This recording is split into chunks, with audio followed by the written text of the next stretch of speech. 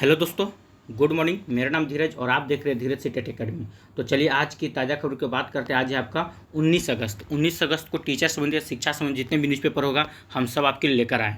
तो देर न करते वीडियो की शुरुआत करते हैं। सबसे पहले आज की हेडलाइन की ओर बात करते हैं। आज का हेडलाइन में क्या है, देखिए यहाँ पे कहा जा रहा है कि टीआरई 4 में एक चरण में आयोजित हो, ठीक है, और ख़त्म की जाए निगेटिव मार्किंग की। ये आपका कहना है तेजस्वी यादव जी का, ठीक है। इसके ऊपर हम लोग डिटेल से चर्चा करने वाले हैं और देखते हैं और क्या है इसकी ताज़ा खबर में।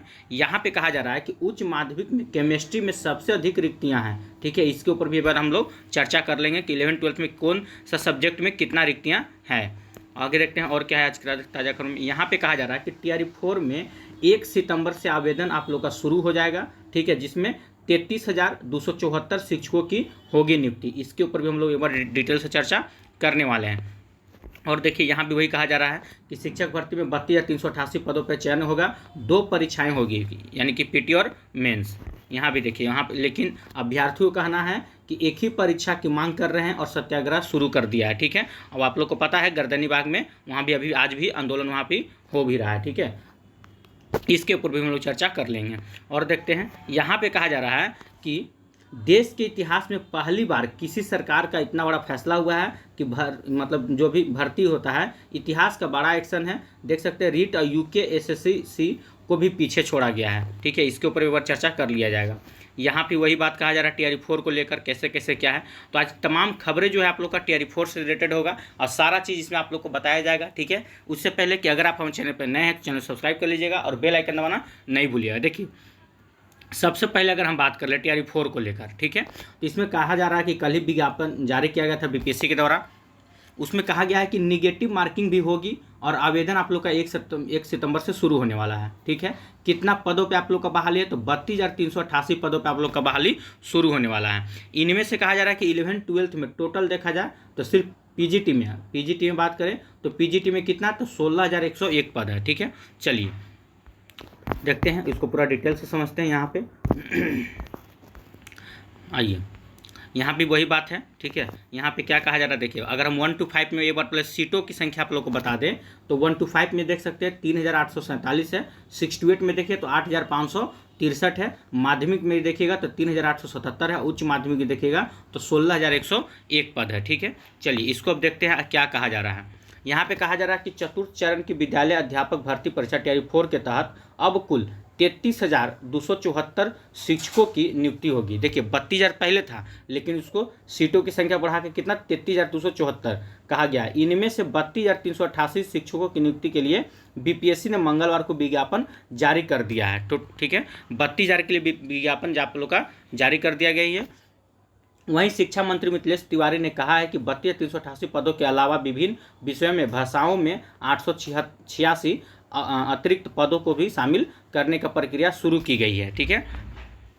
कहा जा रहा है विज्ञापन के अनुसार टीआरई 4 के लिए 1 सितंबर से आवेदन शुरू होगा, जो 30 सितंबर तक चलेगी। हालांकि ऑनलाइन आवेदन शुल्क भुगतान 1 सितंबर से 29 सितंबर तक होगा, ठीक है। ये सभी अच्छी बात है। और क्या कहा जा रहा है कि यहाँ पे कहा जा रहा है कि नियुक्ति की परीक्षा जो होगा वो 2 चरणों में, कितना, तो 2 चरणों में ली जाएगी, जिसमें पहली परीक्षा पीटी की तरह होगी, ठीक है। और कहा जा रहा है कि ऑनलाइन आवेदन करने में अभ्यर्थियों को 100 रुपये परीक्षा शुल्क के रूप में चुकाना होगा। मतलब जो नियम लगा हुआ था बिहार में कि कोई भी फॉर्म होगा उसके लिए 100 रुपया ही है। कोई भी अभ्यर्थी यदि 1 से अधिक श्रेणी में आवेदन करेगा तो उसे उसी के अनुरूप हर श्रेणी के 100 रुपये आवेदन मतलब कि शुल्क लगेगा। जैसे अगर 6 to 8 का आप आवेदन कर रहे हैं, ठीक है, बीएड वाले हैं तो 6 to 8 का कर रहे हैं तो 100 रुपया लगेगा। 9 to 10 का कर रहे हैं तो 100 रुपया लगेगा। 11th-12th का कर रहे हैं तो 100 रुपया आप लोग का आवेदन लगने वाला है। कहा क्या जा रहा है, अभ्यर्थी को उपयुक्त परीक्षा शुल्क के अतिरिक्त बैंक द्वारा निर्धारित चार्ज भी देना पड़ेगा, जो ऑनलाइन आवेदन के क्रम में बैंक के द्वारा अपने आप काट लिए जाते हैं। ये सब तो बात की बात है, ठीक है। यहाँ पे देखते हैं। अच्छा एक चीज़ और यहाँ पे एक देखने को मिल रहा है कि आधार लिंक मोबाइल जरूरी है, बायोमेट्रिक फीस क्या है इसको समझिए थोड़ा सा। देखिए कहा क्या जा रहा है कि दस्तावेज सत्यापन के समय सुविधा के लिए अभ्यर्थियों को पहचान पत्र के रूप में अपना आधार संख्या दर्ज करना जरूरी होगा। साथ ही आधार से लिंक मोबाइल नंबर भी, ठीक है, डालना होगा। जिनका आधार मोबाइल से लिंक नहीं है उन्हें विज्ञापन में आयोग ने जल्द अपना नंबर आधार से लिंक कराने को कहा है, ठीक है। क्योंकि दस्तावेज सत्यापन के दौरान अभ्यर्थियों के मोबाइल नंबर पर ही OTP आयोग या OTP पाने में बाधा आने पर अभ्यर्थियों की पात्रता प्रभावित हो सकती है। ये देख लीजिएगा, अगर आप लोग का आधार आपका मोबाइल से लिंक नहीं है तो उसको करवा लीजिएगा, ठीक है, कोई दिक्कत उसमें नहीं है। अच्छा, बात करते हैं 11th-12th यानी कि PGT में, ठीक है, PGT में किस सब्जेक्ट में कितना सीट होने वाला है। तो एक बार यहाँ से आप लोग को दिखा देते हैं 11th-12th की अगर हम बात करें तो देखिए, सबसे पहले जंतु विज्ञान में 449, वनस्पति विज्ञान में 1078, रसायन शास्त्र में सबसे ज़्यादा 3695 पद है। वैसे स्टूडेंट जो इस बार स्टेट में बैठने वाले हैं, जिनका भी केमिस्ट्री होगा, आप देख सकते हैं आपका कितना सीट दिया गया है। गणित में देखें तो 657, भौतिक में देखें तो 1758, अर्थशास्त्र में 138, भूगोल में देखिए तो 176 सीट है, ठीक है। वहीं अगर हम लोग इतिहास की बात करें तो इतिहास में 608, गृह विज्ञान में 418, संगीत में 736, दर्शन शास्त्र में 80, रसायन शास्त्र में देखें तो 665। इस तरह से आप सारा सब्जेक्ट का अपना देख सकते हैं, ठीक है। कंप्यूटर में देखें तो 407 पद है। अंग्रेजी का महत्व होता है, देख सकते हैं 1321 पद है। सारे सब्जेक्ट में 9-10 में भी यहाँ से आप लोग देख लीजिएगा। ये सब पेपर कटिंग हम अपना टेलीग्राम ग्रुप में डाल देंगे, वहाँ से आप देख सकते हैं। चलिए बात करते हैं थोड़ा सा TRE 4 को लेकर तेजस्वी यादव जी क्या बोलते हैं। देखिए, कल देर शाम तेजस्वी यादव जी धरना स्थल पहुंचे थे, ठीक है। उन्होंने क्या कहा है, धरना स्थल पर अनशनकारियों से मिलने पहुंचे तेजस्वी यादव, किया मांगों का समर्थन, ठीक है। जो भी हमारा मांग था उनका समर्थन किए हैं तेजस्वी यादव जी।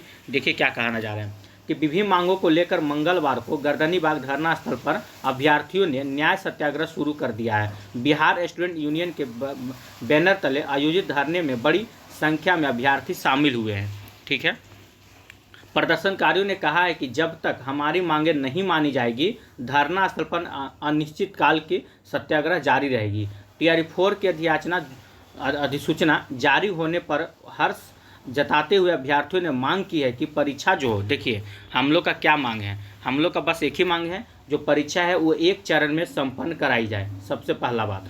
दूसरा कि साथ ही परीक्षा में जो निगेटिव मार्किंग खत्म किया जाए, जो आप किए हैं, ठीक है, निगेटिव मार्किंग इसको एकदम खत्म कीजिए, ठीक है। छात्रों के समर्थन में विधानसभा में नेता विपक्ष तेजस्वी यादव ने धरना स्थल पर पहुंचे, ठीक है, धरना स्थल पर पहुंचे हैं और क्या कह रहे हैं, उन्होंने सरकार से छात्रों की मांग पर विचार करने को कहा है। विद्यापक संदीप सौरभ भाजपा माले के राष्ट्रीय महासचिव, दीपंकर भट्टाचार्य भाजपा के राष्ट्रीय सचिव, गिरीश शर्मा भी धरना स्थल पर पहुंचे हैं। मतलब यहाँ से साफ है कि देखिए क्या कहा जा रहा है। बिहार स्टूडेंट यूनियन के अध्यक्ष दिलीप कुमार ने कहा है कि BPSC से संविदा वेटेज हटाकर परीक्षा की तिथि और LT और BET का आयोजन, BPSC AEDO का परीक्षा की तिथि जारी किया जाए। दरोगा, सिपाही सहित अन्य जितना भी परीक्षाएं हैं, ठीक है, सबके लिए आवाज़ वहाँ से उठाया गया है, ठीक है। और तेजस्वी यादव जी का भी यही कहना है कि जो भी इन लोग का मांग है, जैसे कि निगेटिव मार्किंग है उसको हटाइए और एकल परीक्षा हो, क्योंकि आपको पता है TRE 1, 2, 3 में भी हम लोग एकल परीक्षाएँ दिए थे।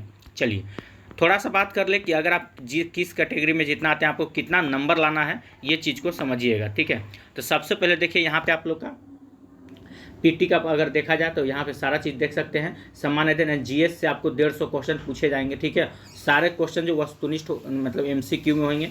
150 प्रश्न, 1-1 अंक का होगा। 2 घंटा का समय दिया जा रहा है, ये थोड़ा सा गलत है। जो समय जो दिया जा रहा है, ये 2 घंटा में 150 प्रश्न बनाना, मतलब एक प्रश्न के लिए आपको 48 सेकेंड का समय दिया जा रहा है। ध्यान से सुनिएगा, एक प्रश्न अगर आपको बनाना है तो उसमें 48 सेकंड का समय है, उसको पढ़िए, बनाइए। अगर कथन निष्कर्ष टाइप से क्वेश्चन हो जाएगा तो सोच लीजिए आप कितना समय लीजिएगा। तो यहाँ पे 2 घंटा की जगह पे यहाँ पे समय अवधि 2.5 घंटा होना चाहिए था, ठीक है। कम से कम 2.5 घंटा यहाँ समय देना चाहिए था, क्योंकि इससे पहले TRE 1, 2, 3 जो हुआ सब में 2.5 घंटा का समय दिया गया है। अब यहाँ तो निगेटिव मार्किंग भी है, सोच समझ के हम लोग को मारना है, फिर भी 2 घंटा का समय है, समय अवधि थोड़ा सा देखना चाहिए था। अच्छा, बात कर लें यहाँ पे थोड़ा सा निगेटिव मार्किंग को लेकर कहा जा रहा है। यहाँ पे निगेटिव मार्किंग 1/3 रहेगा, मतलब कि अगर आप 3 गलत करते हैं तो आपसे 1 नंबर काट लिया जाएगा, ठीक है, एक लाइन में। अच्छा, बात करते हैं कि किसको कितना लाना है, ठीक है।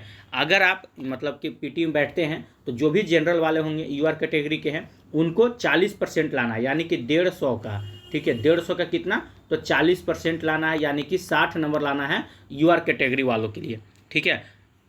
उसी तरह से आप जिस भी कैटेगरी में आते हैं, जैसे BC में अगर आते हैं पिछड़ा वर्ग में, तो आप लोग को 36.5% लाना है। वैसे स्टूडेंट जो ईबीसी में आते हैं, अत्यंत पिछड़ा वर्ग में आते हैं, उनको कितना परसेंट लाना है तो देख सकते हैं 34% लाइए और आप पास हो जाइएगा। ठीक है, पास पीटी सिर्फ पास के लिए है। ठीक है, अनुसूचित जनजाति महिलाएं उम्मीदवार के लिए, अगर महिला लोग के लिए देखा जाए तो इसमें 32% लाना है महिलाओं के लिए। ठीक है, तो ये हो गया आप लोग का, मतलब पीटी में अगर आप बैठते हैं तो आपको कितना परसेंट चाहिए कि आप सफल हो जाइएगा। तो याद रखिए 150 में से अगर यूआर कैटेगरी के अगर आप आते हैं तो आपको 40% निकालिएगा, तो आपको 60 नंबर लाना अनिवार्य है। ठीक है, इसके तहत आप पीटी क्वालिफाई हो जाएगा और मेंस में आप बैठ सकते हैं। तो यहाँ से आप अपना देख लीजिएगा आप किस कैटेगरी में आते हैं। चलिए, तो ये हो गया आज की ताज़ा खबर में जो भी बातें थी आप लोग को बता दिया गया। अगर सब्जेक्ट की बात कर ले तो देखिए पीटी का सिलेबस क्या रहने वाला है। तो सबसे पहले तो समान विज्ञान, ठीक है, वो आपका दिया हुआ था।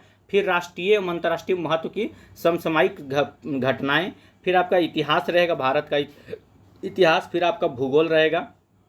भूगोल में क्या क्या पढ़ना, तो नदी उदी पर्वत पहाड़ ये सब पढ़ना है। पाँचों में आपका पॉलिटी से भी क्वेश्चन पूछे जाएंगे, याद रखिएगा पॉलिटी से भी आप लोग का प्रश्न इस बार पूछने जाएंगे। अर्थव्यवस्था से भी रहेगा, भारतीय राष्ट्रीय आंदोलन से क्वेश्चन रहेगा। अच्छा, समान मानसिक योग्यता, मतलब कि आपको यहाँ पे रीजनिंग यानी कि थोड़ा सा मैथ भी देखने को मिल सकता है। एक मतलब कि 2-3 क्वेश्चन आपका मैथ का रहेगा और रीजनिंग का भी प्रश्न यहाँ पे आप लोग को देखने को मिल सकता है। ठीक है, यहाँ पे देख सकते हैं मैथ और रीजनिंग ना के बराबर रहेगा, इससे आप लोग को डरना नहीं है। ठीक है, चलिए, तो ये हो गया आप लोग का आज की ताज़ा खबर में जो भी खबरें थे वो हम आपको बता चुके हैं।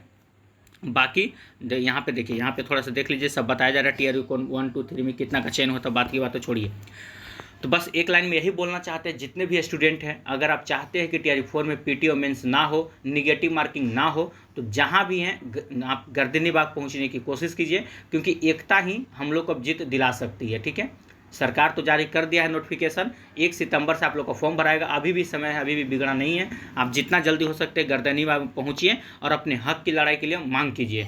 अगर आप सोचिएगा नहीं निकलिएगा तो समझ लीजिए कि आपका टीआरयू 4 जो है आपके हाथों से चला जाएगा। निगेटिव मार्किंग होने के साथ साथ पीटी मेंस इतना आसान नहीं है, और सरकार पीटी मेंस के चक्कर में पूरा 2027 आपसे ले लेगी, फिर भी आप लोग का क्लियर नहीं होने वाला। ठीक है, तो आज की ताज़ा खबर इतना ही भी, अगर और कुछ भी अपडेट होता तो बीच में आपको अपडेट करते रहेंगे।